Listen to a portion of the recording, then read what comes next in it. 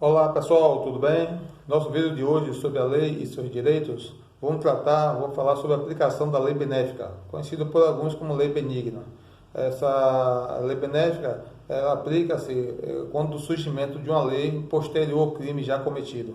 Exemplificando, se uma pessoa cometeu um determinado crime onde a pena seria de 5 anos, e mesmo depois dela condenada, surge uma lei posterior dizendo que não são mais 5 anos, agora são 6 anos de reclusão para o tipo de crime, essa lei, no caso, ela não retroagirá para alcançar o réu. Ela não retroagirá, pois ela prejudicaria o réu no aumento da pena, no aumento da sentença.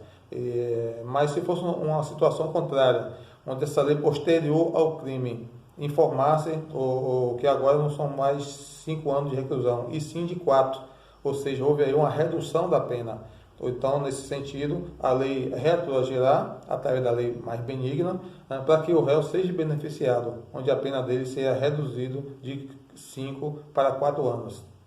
Ou seja, essa aplicação, essa lei benéfica, ela obedece ao princípio da retroatividade, que está positivado na nossa Constituição Federal, no seu artigo 5º, inciso 40, onde ele afirma, ele aduz, que a lei penal não retroagirá, salvo para beneficiar o réu, que foi o exemplo que nós acabamos de citar.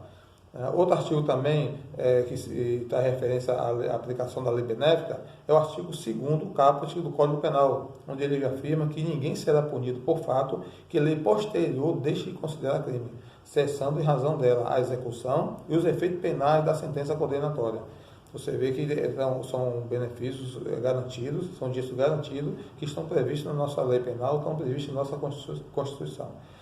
Outro artigo também que merece destaque é o artigo 2º, parágrafo único do Código Penal, onde afirma que toda lei posterior que de algum modo venha a favorecer o agente, aplica-se a fatos anteriores, ainda que decidido por sentença condenatória transitada e julgada. Quando ele fala sentença condenatória transitada e julgada, é um processo que já passou por todos os seus trâmites legais, é um processo que não cabe mais nenhum tipo de recurso para o réu, para o apenado, mas mesmo assim, com o surgimento de uma lei posterior que de algum modo venha favorecer o agente, essa lei retroagirá para que o agente seja beneficiado.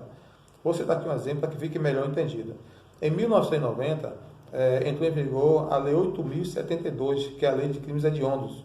E essa lei, ela trazia, ou melhor, ela determinava, esse é o artigo 2º, o parágrafo 1º, que o réu teria que cumprir a pena integralmente em regime fechado. Não importa o tempo que ele pegasse, 6, 10, 12 anos, mas ele teria que cumprir a pena integralmente em regime fechado.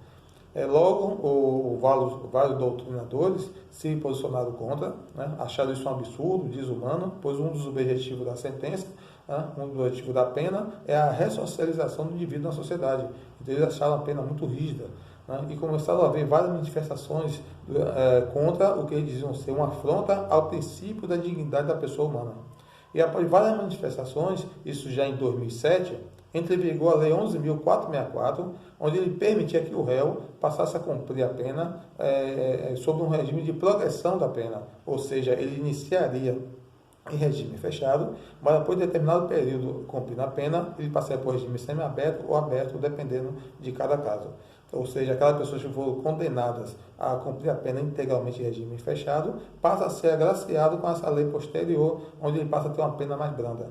Outro exemplo também, até mais recente, está no nosso Código Penal, em seu artigo 157, que é o crime de roubo, onde ele explicita que subtrai coisa móvel alheia para si ou para outro, mediante grave ameaça ou violência à pessoa, ou mesmo depois de havê-la, por qualquer meio reduzida a impossibilidade de resistência. Esse crime de roubo, ele prevê uma pena de 4 a 10 anos de reclusão. E no artigo 2º e seus incisos do artigo 157, eles trazem as majorantes. O que são as majorantes? São as causas de aumento da pena.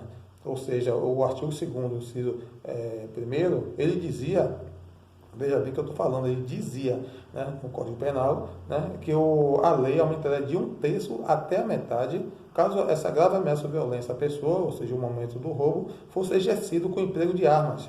Quando ele falava em emprego de arma, ele generalizava. Não era só arma de fogo, podia ser qualquer tipo de arma branca, podia ser uma chave de fenda, um caco de vidro, um taco, né? Ou seja, qualquer material contundente que não fosse arma de fogo, mas que fosse utilizado provocando uma grave ameaça ou violência à pessoa, essa pena aumentaria de 1/3 até a metade.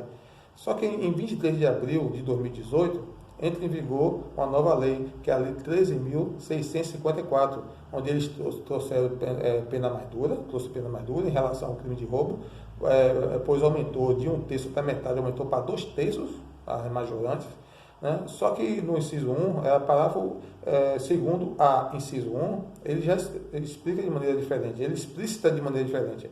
Ele aduz que o momento do roubo, ou seja, se essa grave ameaça ou violência à pessoa aumentaria de 2/3, ou aumenta de 2/3, caso fosse empregado ou fosse exercida com emprego de arma de fogo.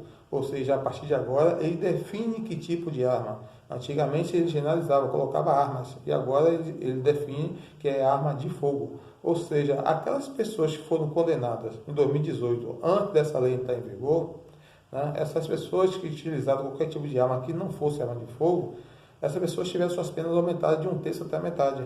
O que ocorre? Tem gente que está lá presa hoje, dependendo do tempo que esteja cumprindo a pena, tem pessoas que estão lá dentro do presídio hoje, que já poderiam estar soltas, já poderiam estar em regime aberto ou semiaberto, né? Dependendo de cada caso, dependendo do tempo que ele já esteja cumprindo a pena. Né?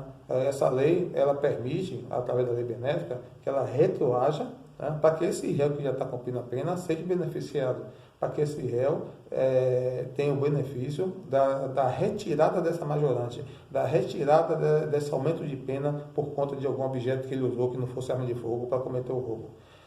Como o próprio artigo 107, inciso 3 do Código Penal, ele afirma que extingue a punibilidade pela retroatividade da lei, que não mais considera o fato como um criminoso.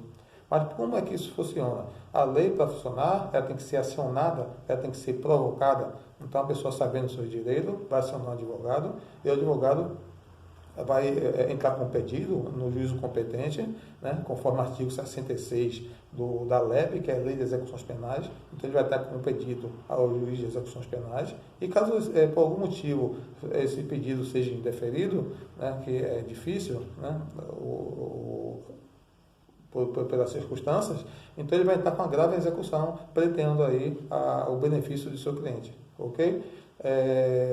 Quem gostou, dá um like, vou deixar à disposição no YouTube, qualquer pergunta pode fazer que serão respondidas, né? E o próximo bate-papo nosso, nós vamos falar sobre a lei, ou melhor, a prisão ilegal, ok? Um abraço e com Deus.